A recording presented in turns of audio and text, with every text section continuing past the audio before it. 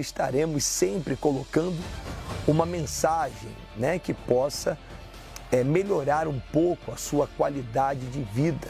Sabemos que nos dias atuais muita gente tem sido afetada pelo seu lado emocional e, por consequência disso, não conseguem desenvolver habilidades que elas mesmas trazem dentro de si. Eu acredito que através dessas mensagens que serão colocadas e orações que serão feitas, a sua qualidade de vida, ela com certeza vai melhorar. Você vai conseguir se erguer, se levantar dessa situação difícil que você está vivendo e certamente você dará a volta por cima. Então, você é o nosso convidado. Siga-nos lá no Instagram, também no Facebook e o nosso canal do YouTube. Você pode se inscrever e você também deve ativar lá, não é isso? O sininho, para que quando seja colocada uma nova mensagem, então você possa acompanhar, tá certo? Sejam todos bem-vindos à nossa mídia social. Um abraço, que Deus abençoe a todos.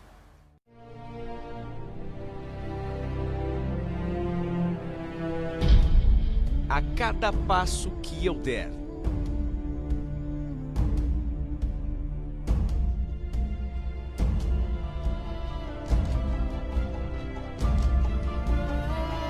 a tua mão me guiará.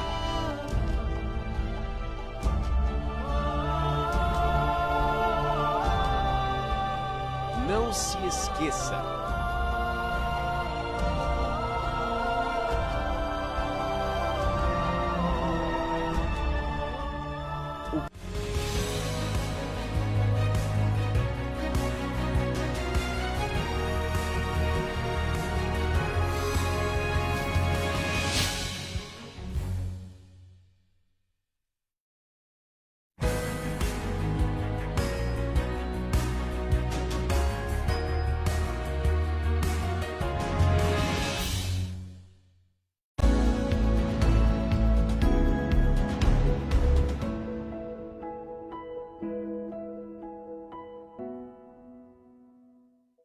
Governo cria canal para a população denunciar fraudes no auxílio emergencial.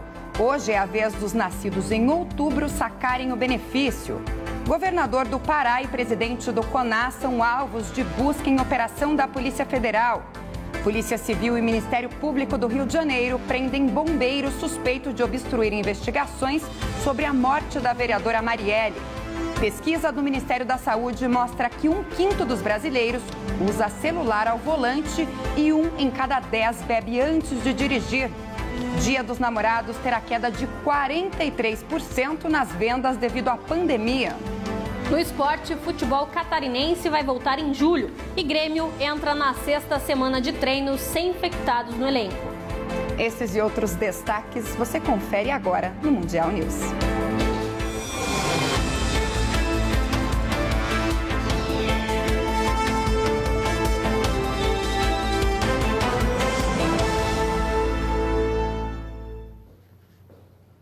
Olá, boa noite para você.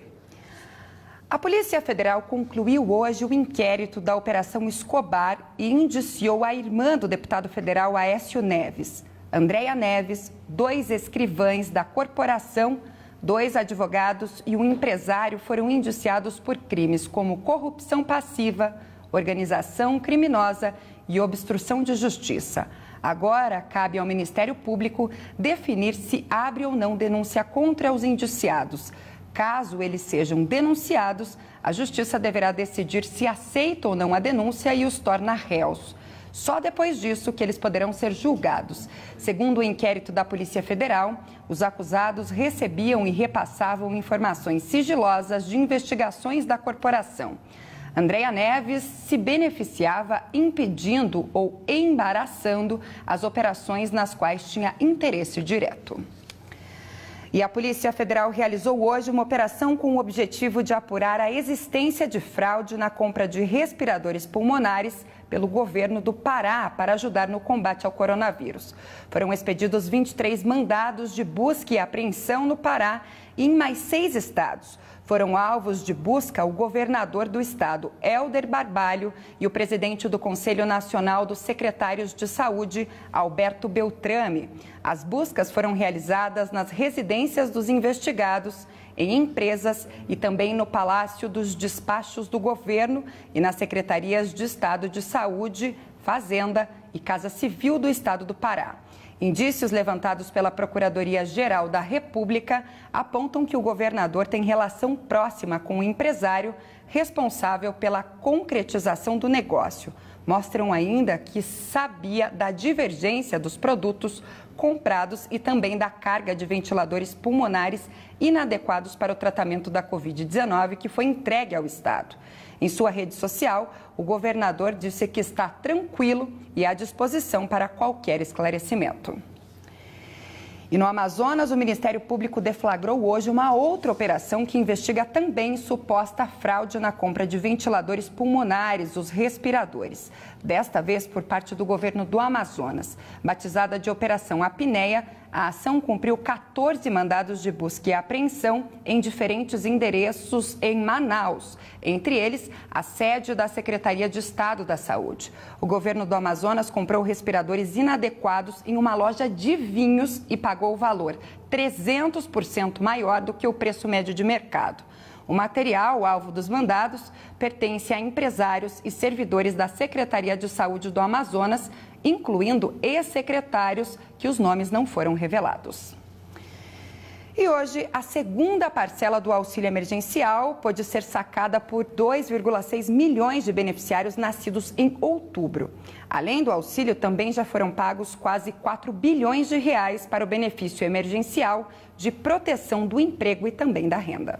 De acordo com a Caixa, o programa BEM de proteção do emprego e da renda já pagou 3 bilhões e 800 milhões de reais, o que ajudou a manter 3 milhões e 200 mil empregos. A Caixa informou ainda que desde o dia 16 de março até agora, concedeu mais de 7 bilhões e 200 milhões de reais em financiamentos para microempresas. Dinheiro que serviu, por exemplo, para ajudar na folha de pagamento dos funcionários. E o calendário de saques em dinheiro da segunda parcela do auxílio emergencial continua durante a semana. Nesta quarta é o dia dos nascidos em outubro. Quinta, as agências não abrem por causa do feriado nacional. Os pagamentos serão retomados na sexta, para os nascidos em novembro, e no sábado, para quem nasceu em dezembro. Este motorista de aplicativo recebeu as 2 parcelas e fala como utilizou o dinheiro. Esse auxílio deu para mim quitar meu documento, meu aluguel, água e luz, e deu para comprar alguns mantimentos da casa. E para evitar pedidos de solicitação do auxílio emergencial por quem não precisa e ainda ajudar em operações como as que noticiamos no início desta edição, o ministro da Controladoria Geral da União falou como tem sido o trabalho de fiscalização e transparência no combate à fraude e corrupção na saúde ligadas ao Covid-19. Foi criado, inclusive, um canal para que a população possa denunciar. A gente criou um canal específico no Fala BR, que é o nosso canal do governo, para que o cidadão se comunique com o governo através de manifestações, sejam denúncias, elogios, solicitações de informação. Ali nós tivemos, só na área de coronavírus, 33.700 manifestações, sendo 3.343 denúncias de casos de fraude e corrupção. Nós criamos uma força-tarefa para trabalhar essas denúncias. Elas geraram 29 informes que alcançaram 23 municípios, distribuídos em 17 estados e trazendo 64 empresas envolvidas em supostos casos de corrupção.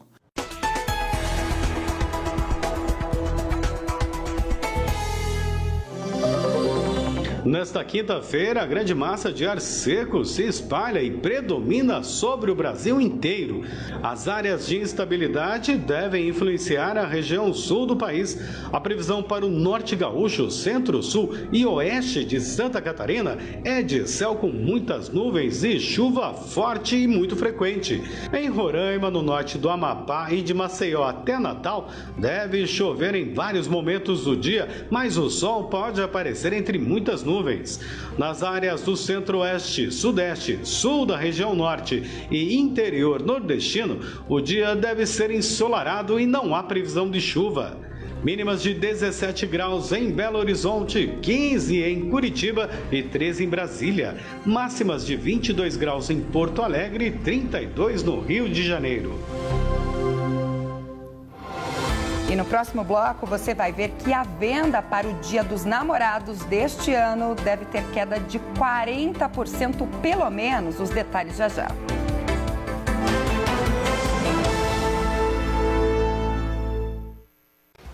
Abstinência sexual. O que é isso? Como tratar esse assunto com os filhos? Qual a idade certa para falar sobre educação sexual com os filhos? Será que esse ato pode prevenir uma gravidez precoce? Se eu chegar para uma criança de 11 anos e ensinar ela a ter relação sexual, prevenindo a gravidez, eu estou ferindo o Código Penal, estou sendo criminosa. As redes sociais trazem muitas coisas boas, mas ao mesmo tempo muitas coisas precoces. Eu acho que não dá para liberar.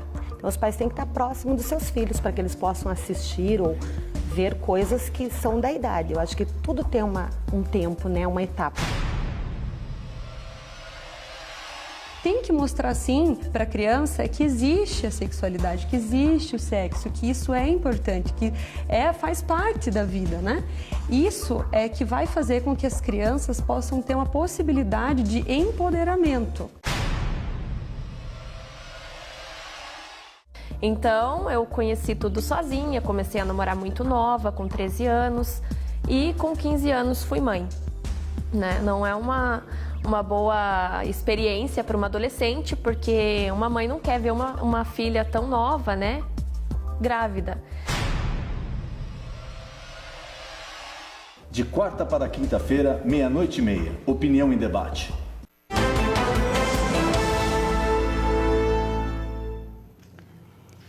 Foi preso hoje no Rio de Janeiro um sargento do Corpo de Bombeiros suspeito de ajudar a sumir com as armas usadas para matar a vereadora Marielle Franco e o motorista Anderson Gomes. Maxwell Simões Correia, de 44 anos, conhecido como Suel, foi preso em uma casa, uma mansão de 3 andares num condomínio de luxo na zona oeste do Rio. Na porta da residência, avaliada em quase R$2 milhões, foi apreendida ainda uma BMW de 170 mil. O Ministério Público do Rio de Janeiro afirma que Suel atrapalhou de maneira deliberada as investigações sobre o atentado contra Marielle. E ele ainda seria o braço direito de Rony Lessa, apontado como o autor dos disparos no atentado. E falando agora de Enem, os candidatos deste ano têm até às 11h59 da noite de hoje para pagar a taxa de inscrição. O valor é de R$ 85. O prazo havia se encerrado no dia 28 de maio, mas foi prorrogado pelo INEP. Segundo o órgão, até o meio da tarde de hoje, cerca de 300 mil candidatos que fizeram a inscrição ainda não haviam pago a taxa. E falando agora de economia, a queda de preços de 0,38% em maio deste ano foi puxada principalmente pela gasolina, que teve queda de 4,35%. Os combustíveis, de uma forma geral, apresentaram deflação de pelo menos 4,56%, com quedas também no etanol e no diesel. Os dados foram divulgados hoje pelo IBGE. Os transportes, como um todo, tiveram deflação de 1,90% em maio. E ainda falando em economia, as companhias aéreas estão aos poucos retomando as atividades e algumas já vão passar a operar com voos extras durante o feriado agora de Corpus Christi. A Gol, por exemplo, terá 100 voos diários em junho, um aumento de 47% em relação aos 68 voos do mês anterior. Deste total, 20 voos tiveram início hoje já. Mesmo com o aumento, esses 100 voos representam uma queda de 87% na capacidade da empresa. A Azul, com base no aeroporto de Viracopos, em Campinas, vai operar com 64 voos extras nos próximos dias, para 14 bases em todo o país. Mesmo com a retomada gradual das atividades, Congonhas, por exemplo, deve receber 16.448 passageiros e 153 operações entre pousos e decolagens durante o próximo feriado agora. No mesmo feriado do ano passado, o terminal paulistano recebeu cerca de 329 mil passageiros e 2.300 operações. E ainda falando em economia, uma pesquisa divulgada pela Confederação Nacional do Comércio nesta semana mostra que grande parte dos namorados neste ano devem ficar sem presente ou ganhar algo mais simbólico. A queda nas vendas prevista para o dia 12 de junho de 2020 deve ser de 43%. Estamos no mês dos apaixonados e por si só é uma data para ser comemorada com presentes, flores e até mesmo um jantar romântico. Mas neste ano o cenário pode mudar um pouco, porque o consumo tende a ser menor. O Dia dos Namorados se aproxima e mesmo em época de pandemia, onde o comércio ainda não está tão aquecido, o importante é presentear e não deixar que esta data tão apaixonante passe em branco. Tempo de corona não dá jeito de presentear. Eu acredito que a gente tem que, pensar mesmo em economizar, mas não deixar passar em branco a data, assim, economizando, mas lembrando, Querendo ou não, é uma data especial. É bem especial e não dá para passar em branco. O volume de vendas deve alcançar os 937,8 milhões de reais neste ano.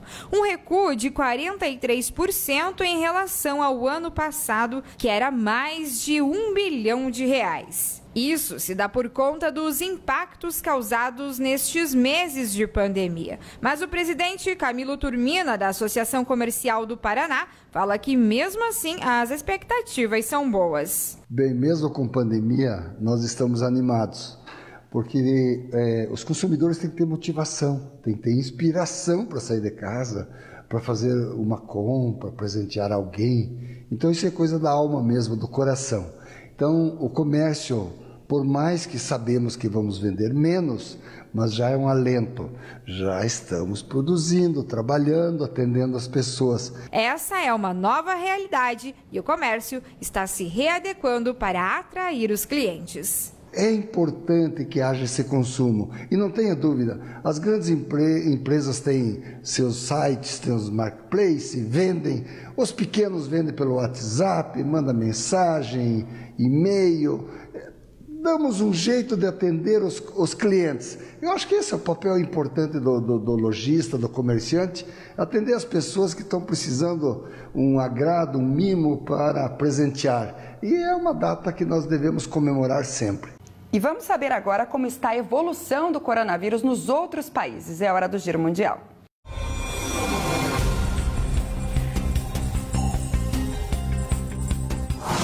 A Organização Mundial de Saúde pediu desculpas pela controvérsia gerada com o posicionamento em relação à pesquisa sobre a eficácia da hidroxicloroquina no tratamento da Covid-19. A entidade afirmou que vai continuar testando o medicamento para validar a sua eficiência. Na noite de ontem, o órgão esclareceu também que a transmissão do novo coronavírus pode ocorrer por pessoas assintomáticas. A elucidação foi feita após a epidemiologista da OMS declarar que pesquisas indicam que pacientes com o vírus raramente propagam a doença. O governo da Áustria informou hoje que na próxima terça-feira deve reabrir suas fronteiras com a Itália. A divisa entre os dois países está fechada desde março como medida de evitar a propagação do novo coronavírus. Além disso, as autoridades austríacas afirmaram que devem relaxar o controle sobre turistas de outros países. As únicas nações que no momento seguem com restrições para entrarem em território da Áustria são a Espanha, Suécia e Reino Unido. Para estes países, a Áustria continua exigindo um teste negativo de Covid-19 ou um isolamento prévio de 14 dias. A Torre Eiffel deve ser reaberta ao público a partir do dia 25 de junho. O monumento, símbolo da capital francesa, estava fechada por causa da pandemia de Covid-19 desde o dia 13 de março. Segundo o site oficial da Torre Eiffel, trata-se do período de fechamento mais longo desde a Segunda Guerra Mundial. Por razões sanitárias, o acesso será limitado e o uso de máscaras deve ser obrigatório. O ponto turístico faz parte da lista de lugares indispensáveis, de acordo com o governo francês. Em um primeiro momento, os visitantes poderão subir apenas até o segundo andar do monumento. Fechando o giro mundial, mais de 30 anos após o assassinato do primeiro-ministro Olof Palme, a justiça sueca encerrou hoje o caso. O motivo é que o principal suspeito está morto. O político foi assassinado em Estocolmo no dia 28 de fevereiro de 1986. O acusado morreu no ano 2000. O assassino conseguiu fugir e levou a arma do crime. Milhares de pessoas foram interrogadas, dezenas reivindicaram o ato e o processo ocupa 250 metros de estante. A investigação pode ser reaberta caso apareçam novos indícios no futuro.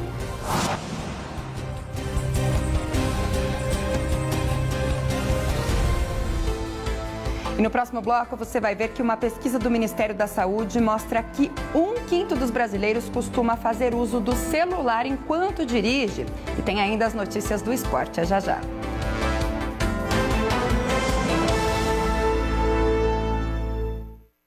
Mostre que você se importa com a sua saúde. Mostre que você se importa com as pessoas que ama. Mostre para todo mundo que você vai ajudar a gente a passar por essa. Mostre que por trás de uma máscara tem alguém legal. Não saia de casa sem máscara.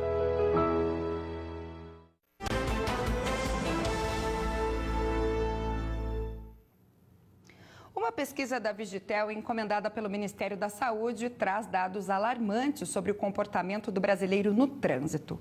11% dos entrevistados afirmaram que já beberam antes de dirigir e 1/5 deles assume que usa o celular enquanto dirige. Uso de álcool, desatenção ao volante por causa do celular. Infrações que passaram a ser comuns no dia a dia de quem cuida do trânsito no Brasil. E mostram uma realidade perturbadora. O número de acidentes causados por este tipo de comportamento tem aumentado. As principais infrações relacionadas a isso são 3. Excesso de velocidade, a ultrapassagem local não permitido e a embriaguez ao volante. Comparado 2019 a 2020, nesse período está um pouco prejudicada porque a circulação de veículos devido à pandemia, ela reduziu sensivelmente.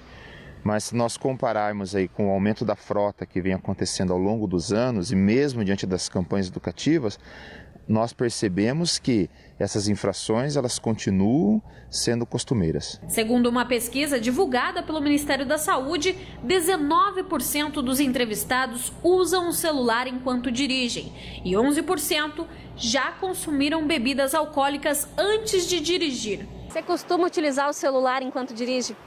Dirijo porque eu trabalho com o celular. Mas deixa ele paradinho ali? Suporte, paradinho.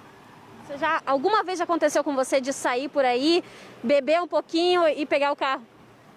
Também já. Não tinha como evitar? Até tinha, mas a gente acaba dirigindo. Você costuma usar o celular enquanto dirige ou atender uma ligação? Não, inclusive está na bolsa, está guardadinho. Já bebeu alguma vez e saiu embriagada dirigindo o carro? Também não. Uma motorista consciente? Consciente, porque sou mãe também, né? Então a gente acaba pensando um pouquinho mais à frente. Você costuma dirigir e mexer no celular? Sim. Por que você faz isso? Você acha que é perigoso? Porque o dia é corrido, então a gente tem que otimizar o tempo, né? mesmo sabendo que é errada, né?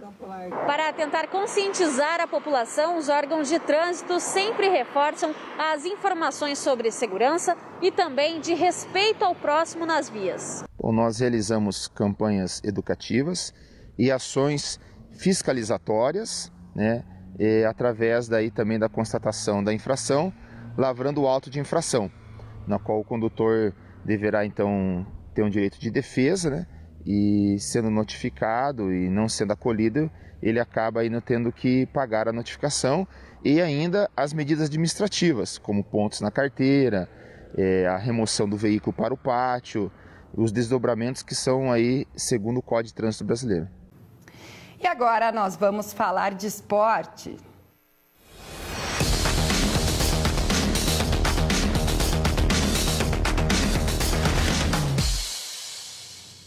Marina Protasiewicz já está aqui conosco e parece que a bola vai voltar a rolar em campeonato estadual, não é mesmo, Marina? Boa noite para você. Boa noite para você, Thaís. Boa noite a todos. Exatamente, o futebol vai voltar aqui no Brasil e a bola deve rolar sim em Santa Catarina. A Federação Catarinense publicou na noite de ontem que conseguiu a permissão para que os jogos de futebol voltem a acontecer no estado.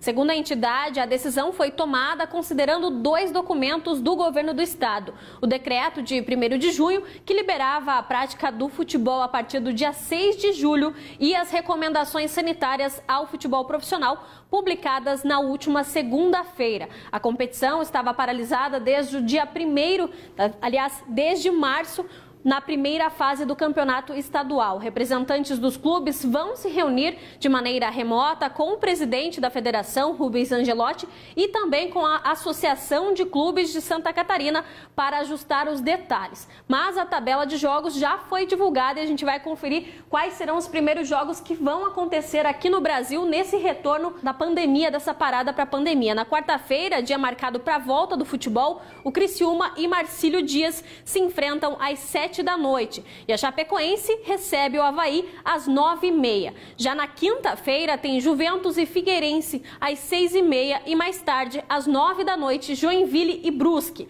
As partidas do mata-mata vão acontecer com jogos de ida e volta. Por isso, no sábado tem Marcílio Dias e Criciúma às 7 horas da noite. E no domingo, o clássico catarinense entre Avaí e Chapecoense às 4 da tarde, seguido então por Figueirense e Juventus às 6h30. E Brusque e Joinville às 9 da noite, encerrando esta rodada. Enquanto isso, em São Paulo, os clubes continuam com os treinamentos à distância e o pacto de voltarem juntos às atividades presenciais. O lateral do Corinthians, Fagner, falou sobre esta estratégia dos clubes. É difícil a gente falar de todo mundo voltar ao mesmo tempo, porque a gente sabe que praticamente o epicentro, né, de tudo que está acontecendo tem sido São Paulo, né? Os maiores casos, tudo que vem acontecendo. É a cidade mais populosa de São Paulo, do país, se eu não me engano. Então, acho que assim, a gente tem que tomar certos cuidados. Eu acho legal da parte dos clubes de São Paulo se unirem, né, principalmente nesse quesito, e voltarem todos ao mesmo tempo. Né? Até porque não adianta um clube voltar um mês antes e ficar só treinando e sem uma direção, né? Determinando mesmo que possa haver o retorno das competições e, de fato, os clubes voltarem junto, acho que fica legal, porque todo mundo larga igual, né? E isso pode fazer com que o futebol ande na mesma linha e todo mundo pense num coletivo, não só no seu umbigo. No Palmeiras, o Diogo Barbosa falou sobre os treinos desta semana que acontecem online com o distanciamento e o direcionamento dos preparadores físicos do clube. Esses trabalhos aí ajudam a gente na nossa volta, no nosso retorno, para a nossa adaptação, para a gente conseguir fazer as coisas com mais facilidade depois. Ajuda também a nossa interação com a comissão, com todos os outros jogadores. Nós estamos muito ansiosos aí para a gente poder voltar a fazer o que a gente gosta, ter o contato com a torcida, todo mundo junto.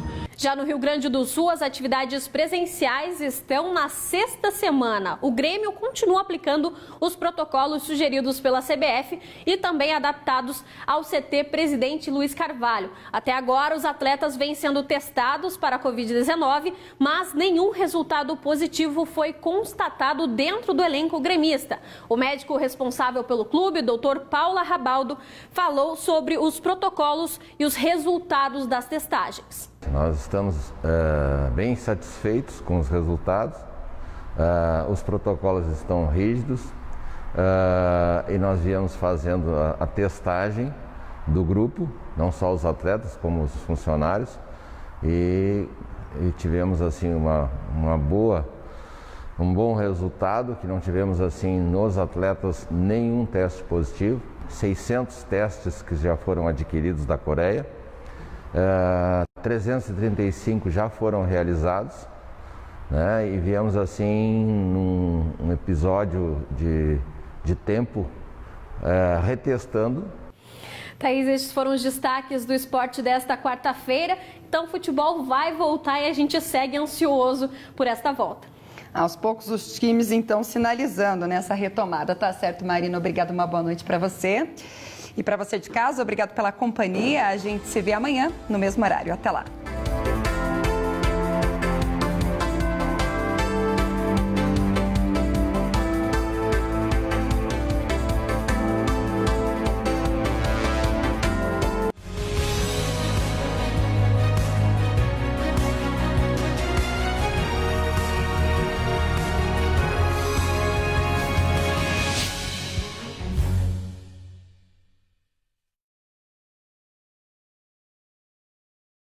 Quero falar de mais uma bênção que Deus trouxe para nossas vidas, do Sono Quality, o que temos de melhor em matéria de colchão. E se os colchões falassem, eu chamaria de a Vossa Excelência.